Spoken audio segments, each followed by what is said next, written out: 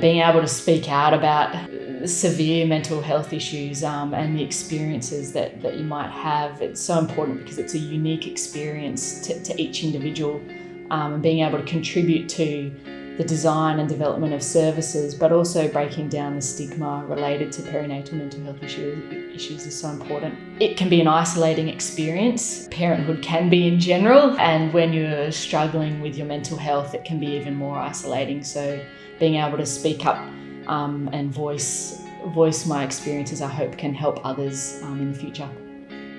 So one of the amazing things that organisations like Panda are able to work with is the concept of, identifying an issue and a need within community and then seeking funding and support for that. And what happened in this instance was that Panda saw that there was a need to be able to support and work with local providers to bring the voice of community and undertake a consultation around how we do consult with our community. Over recent years, there's been an increased involvement of consumers, perinatal consumers, in health service planning, implementation, evaluation, a whole range of activities.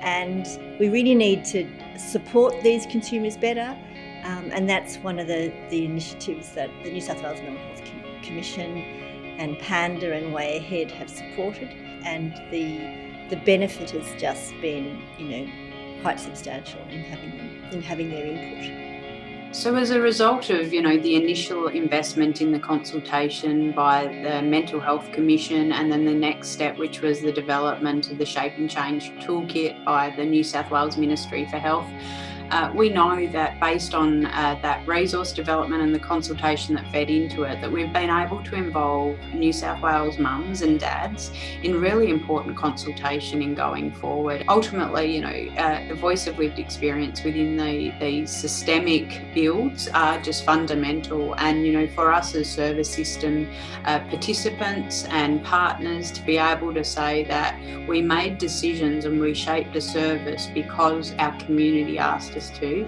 and know that that was based on such robust tool development that came out of consultation, is exactly where we want to be working. My biggest motivation is that after I came through a very significant perinatal mental health crisis isn't a big enough word, it was awful. After coming through that experience in my life, I wanted to be able to give back to others who may be at risk of experiencing the same challenges. But I wanted to do this in a way that's actually helpful.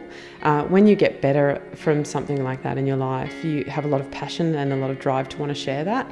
But I suppose my biggest passion is making sure that I can bring something and it be useful, while also still prioritising my family and keeping my priorities in line. And also particularly because prior to the onset of my perinatal mental illness, I will freely admit my ignorance about mental health and complex mental health conditions. And I know a lot of people are in the same boat. And I really want to be a voice of representing perinatal mental health and being able to share my experience, which is one that was quite significant. And although that's quite a challenge at times, it gets easier over time.